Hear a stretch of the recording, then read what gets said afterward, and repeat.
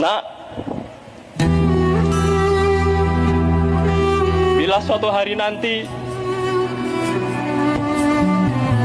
mungkin di zamanmu, bapakmu telah tiada. Mungkin ayahmu entah hilang kemana, terbuang dalam lubang yang tak bersuara atau di bawah nisan yang tak bernama untuk memperjuangkan apa yang telah menjadi cita-cita kita. Janganlah engkau bersedih, wahai putriku, karena bisa jadi pada hari itu kau akan mendengar suara derap pantofel menghentak bumi Palestina, menyapa debuan yang ada di sana sembari roya berkibar di atasnya, dan sang khalifah berkata, hari ini telah kita bebaskan Palestina.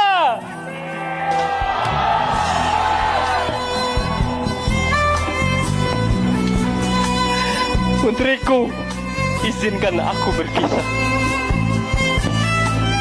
tentang sebuah taman bunga yang pernah tumbuh di atas lembaran-lembaran buku sejarah. Bunga itu begitu indah, wahai putriku. Kelopaknya berasal dari guratan-guratan lembaran kitab para ulama, sedangkan tangkainya berasal dari pusaka dan baju zirah para syuhada.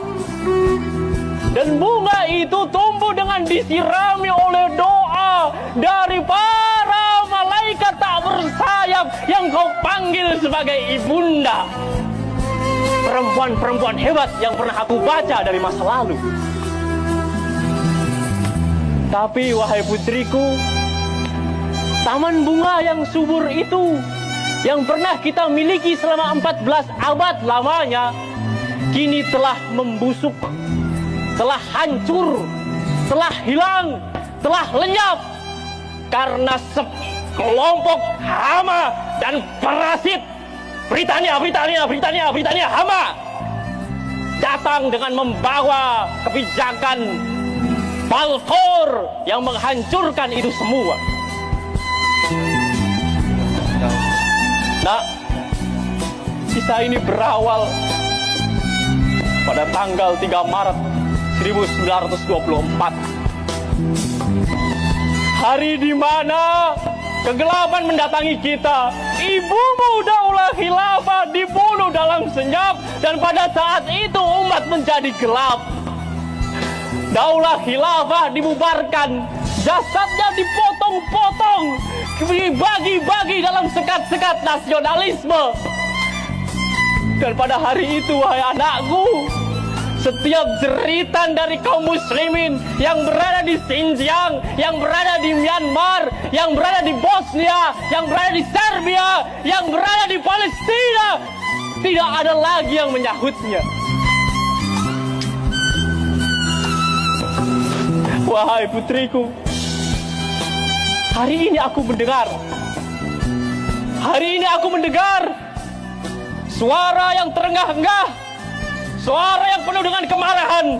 Di balik kantong-kantong dan kafan, mereka berkata, aku muslim yang mereka anggap sebagai saudara. Sungguh rahmatan lil alamin adalah pedoman hidup. Menolong mereka yang memohon adalah kewajiban yang termaktub. Sungguh aku telah menolong dari kapal-kapal yang berlalu, kuberikan tempat untuk berteduh. Tetapi apa yang mereka berikan kepadaku? Nakba 1 Januari 1948. Der Yasin yang tenang dalam keheningan. Burung-burung berkicauan di malam hari. Rembulan bersinar dengan penuh kedamaian. Dan para penduduk yang membaca Al-Quran dalam ketenangan. Para ibu menggendong putrinya, menina-bobokkan. Tidurlah wahai anakku, tidurlah malam ini dengan nyenyak wahai anakku. Tetapi kemudian di kejauhan aku mendengar sebuah suara. Ya, bunuh saja orang-orang itu, hancurkan rumahnya. kuras isi tenggorokan mereka, habisi semuanya, mati kau. Peristiwa Nakba 1 Januari 1948 harus kita ingat melebihi ingatan 7 Oktober di masa lalu yang merupakan sebuah gimmick dari babi Zionisme. Saudara-saudaraku, peristiwa Nakba 1 Januari 1948 belum merupakan sebuah peristiwa yang berakhir. Putriku, kisah sedih ini kembali dilanjutkan dan membuat ayah dan rekan-rekanmu pada hari ini dipenuhi dengan api kemarahan melebihi terik panas matahari yang ada pada siang hari ini.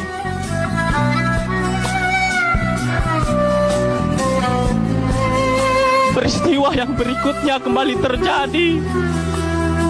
Kalian tahu, pada tahun 2024 tanggal 29 Januari, wahai saudara-saudaraku, jangan kalian lupa 29 Januari 2024. Wahai putriku, malam hari itu saudarimu bernama Hind Rojab mengendarai sebuah mobil dengan ayah dan ibunya.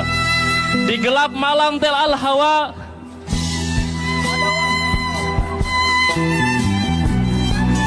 pada waktu itu mobil itu berkendara dan di tengah jalannya tiba-tiba sebuah tank menghadap dengan mata yang benar-benar membidik, dengan kekejaman yang penuh dengan nafsu. 350 peluru ditembakkan dan pada hari itu mobil tersebut diberondong dengan peluru yang tiada henti. Saudarimu Hind Rojab masih hidup. Peluru-peluru itu merusak tulang belulang dari orang tuanya, membunuh kedua ibu bapaknya. Dan pada waktu itu saudarimu Hind Rojab masih hidup. Dia mengambil gawai, kemudian dari gawai itu dia berusaha menghubungi orang yang berada di seberang sana. Tolong aku takut. Operator kemudian berkata, anakku, apakah ayah ibumu sudah mati, nak? Hind Rojab menjawab pertanyaan dengan kejam itu dengan suara yang lembut. Ya, mereka terbunuh. Tolong aku, tolong bawa aku. Sekarang sudah jam berapa? Ini sudah malam, ini gelap. Aku takut, tolong bawa aku. Operator telepon dari bulan sabit merah berkata, wahai putriku, tunggu sebentar ya nak, aku pasti akan menjemputmu. Tetapi ternyata waktu lebih kejam untuk anak seusia itu. Usianya baru 5 tahun, seorang anak perempuan. Di dalam mobil ketika orang-orang Yahudi itu mengetahuinya, mereka kembali memberondong dengan 350 peluru dalam jarak 13 meter. Ya Rasulullah, ya Rasulullah, Hind Rojab adalah putrimu. Hind Rojab adalah putri kaum muslimin. Dan hari ini darah itu ada pada kita ya Rasul. Kehormatan kita tercerai-berai, kehormatan kita ternodai. Darah Palestina masih segar hari ini, mengalir dengan deras di antara jiwa kaum muslimin. Wahai kaum muslimin, sungguh apa yang terjadi pada Hind Rojab harus segera diakhiri. Wahai kaum muslimin, ini adalah umat ya Kanjeng Nabi. Ini umatmu ya Rasulullah, umatmu, umatmu, umatmu. Wahai kaum muslimin, apakah jiwa Al-Mu'tasim itu telah pergi? Wahai kaum muslimin, apakah jiwa Al-Ayyubi itu tidak akan pernah kembali? Wahai kaum muslimin, sudah saatnya masa yang kelam ini kita akhiri. Sungguh kalian adalah api yang akan membakar gelapnya malam. Kalian adalah petir yang akan merobek masa yang kelam. Kalian adalah gontor yang akan menjadi godam, mematahkan benda kubur yang mengekang. Wahai kaum muslimin, wahai para syabab, angkat royamu, angkat roya di dadamu, karena sungguh api juang syabab haram tenggelam. Wahai kaum muslimin, Masa ini benar-benar harus kita akhiri. Masa ini harus kita sudahi. Wahai putriku, bila masa itu telah tiba, di mana daulah Islam memang ternyata bukan berada di zamanku, tetapi ada di zamanmu, maka ketahuilah ayahmu akan turut berbahagia bersama dengan kawan-kawannya. Ajak teman-temanmu yang merupakan anak dari orang tua yang merupakan rekanku untuk terus berjuang, wahai anakku. Semoga janji Allah akan terwujud dan kabar gembira dari Rasulullah benar-benar akan terjadi. Al-khilafah wa'dullah wa busyra Rasulillah.